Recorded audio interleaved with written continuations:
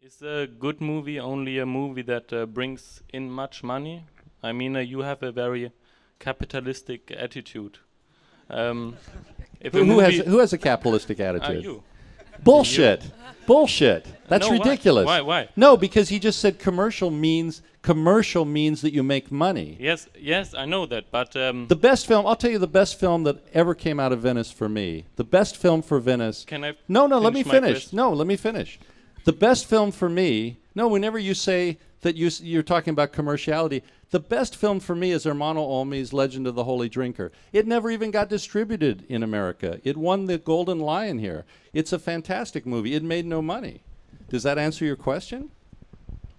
Okay, it's a good money, but good movie. But if a filmmaker makes a first movie and it costs more money than it brings in, you said he wouldn't probably get this chance to We're make saying a you're second. probably the system will probably not allow you. However, if you get fantastic reviews, you make a great movie, and you don't lose too much money, you might get another chance. But we're talking about the business, not the art. That's the Hopefully, business. Yeah. hopefully he get the second chance. Yes. Well, I also think in America we don't have public funding for films. All our funding is completely commercial. So it's a different system. Yeah, we all want to make personal films. We want to make our own kind of films, but we don't want to spend 10 years in between films raising money for the next one. And it's not like you go out and a lot of people go out and intentionally make movies that they think will make money, and that's a completely different business that we're talking about here. When we talk about making money, well, look, if your movie makes money, that's better than losing money. Let's first of all be honest about that, okay? Because that means people are seeing it. People are seeing your film, and we all want people to see our films. And there's only two real ways before you go to television to have your film seen, and that's festivals or exhibition. And festivals are great, but most people look at festivals as a bridge to exhibition. And especially, American films where we don't have patrons of the art. We have patrons of commercial art. Yes, there are people, believe me, there's many people that are putting up money for film in America that love film just for film's sake. They're not all Wall Street bankers. There's a lot of those too. But there is a bottom line that you lose money. How many people have lost money on film deals and they want to be in the business and they put $2 million into a movie and it doesn't make any money? Well, they're not going to come back for a second bite.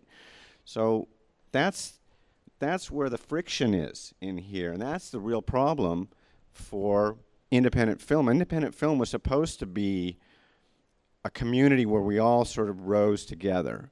I mean, I used the term, I was stealing from Ronald Reagan that, a rising tide floats all boats, that if we all get successful as independent filmmakers, we're all going to rise together.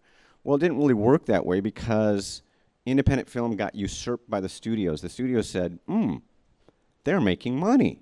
Let's put a brand out there. Let's start making $20 million independent films and still call them independent. Well, how do you compete with that when you're making, movies for $500,000 for under $1 million? You can't compete because you can't put the stars in it. So the marketing of movies in America is where the money comes from. And I'm dealing with that today, where it's like, well, great, we love the project, but how are we going to market it? Marketing is going to be too expensive. Where's the money? And everybody's bottom lining it right now. So it's just a reality you have to deal with. It doesn't mean that, like Steve said, there's great films out there that nobody's seen because they haven't been released.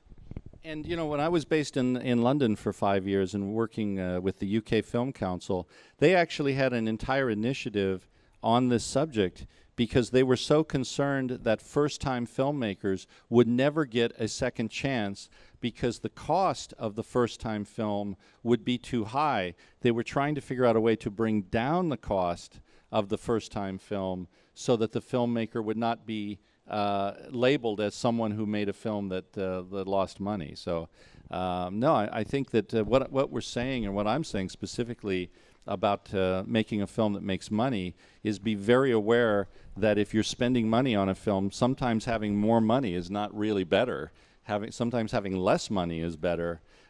Because if you're making something very, very personal and very experimental and ambitious, you want to be able to do that and have a sense of the marketplace for it.